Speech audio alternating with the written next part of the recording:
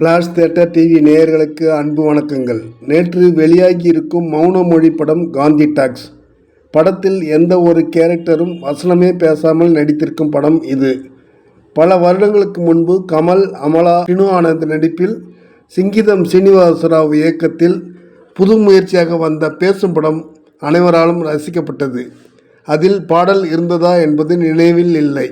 ஆனால் விஜய் சேதுபதி, அரவிந்த் சாமி, அதிதி ராவ், மராட்டிய நடிகர் சித்தார்த் நடிக்க ஏஆர் ரஹ்மான் இசையமைப்பில் வந்திருக்கும் காந்தி டாக்ஸ் படத்தில் மென்மையான பாடல்கள் இருக்கிறது. ரீரிகார்டிங்களும் பாடல்களும் சூப்பர். ஜி ஸ்டுடியோ தயாரிப்பில் கிஷோர் பாண்டுரங் பெலேகா என்கிற மராட்டிய பட இயக்குனர் இப்படத்தை இயக்கியிருக்கிறார். இந்தி படத்தின் தமிழ் மொழியாக்கம்தான் இப்படம். வசனமே இல்லாததால் எல்லா மொழிகளுக்கும் பொதுவாக ஒரே கிரியேட்டிவாக இதை எடுத்திருக்கிறார்கள். பாடல்கள் மட்டும்தான் தமிழில் ஒலிக்கிறது. மும்பை தான் படத்தின் கதைக்களம்.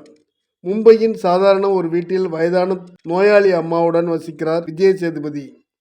வேலை கிடைக்காத விரக்தியில் இருக்கிறார். மிகுந்த வறுமை ஒரு புறம், நோயாளி அம்மா இன்னொரு பக்கம். எதிர்வீட்டு மாடியில் குடியிருக்கும் அதிதி ராவுடன் சைகை மொழி காதல். அதே சமயம் பிரம்மாண்டமான பங்களா ஒன்றில் இருவேறு விபத்துகளால் தனது குடும்பத்தையும் சொத்துக்களையும் இழந்து தவியாய் தவிக்கிறார் அரவிந்த் சாமி. அவர் பற்றிய விவரம் அறிந்து அவரிடமிருந்து கொள்ளையடிக்க பிளான் போட்டு பங்களாவுக்குள் நுழைகிறார் விஜய் சேதுபதி. அதே நேரத்தில் ரொம்ப குழப்பத்தில் இருக்கும் அரவிந்த் சாமி வித்தியாசமான முறையில் பங்களாவை கொளுத்த முயற்சி செய்கிறார். பஸ்ஸில் ஒரு முறை பிக் பாக்கெட் அடிக்கும் லோக்கல் திருடன் ஒருவனை பார்த்துவிட்டு சைகையிலேயே மிரட்டும் விஜய் சேதுபதி அவனை திருடிய பணத்தை திரும்ப ஒப்படைக்க வைக்கிறார். அந்த பிக் பாக்கெட் திருடனும் அரவிந்த் சாமி பங்களாவுக்குள் திருடன் நுழைகிறான். இந்த ஸ்லோவான நகர்வுகளில் அரவிந்த் சாமியின் பிளான் என்ன ஆனது? விஜய் சேதுபதியின் கொள்ளையடிக்கும் கனவு நிறைவேறியதா? பிக் பாக்கெட் திருடன் என்ன ஆனான்? விஜய் சேதுபதியை கண்டிக்கும் காதலி அதிதி ராவ் அவனுடன் சேர்ந்தாரா என்பதுதான் இன்ட்ரெஸ்டிங்கான பட் மெதுவான திரைக்கதையாக சொல்லப்பட்டிருக்கு. வசனமே இல்லாத இந்த படத்தில் காட்சிகள் மூலமே கதையை சொல்ல வேண்டிய கட்டாயத்தில் இயக்குனர் கிஷோர் மிக சாமர்த்தியமாக கையாண்டிருக்கிறார். ஒன்றுக்கொன்று வித்தியாசமான கேரக்டர்களை ரசிக்க வைத்திருக்கிறார் இயக்குனர்.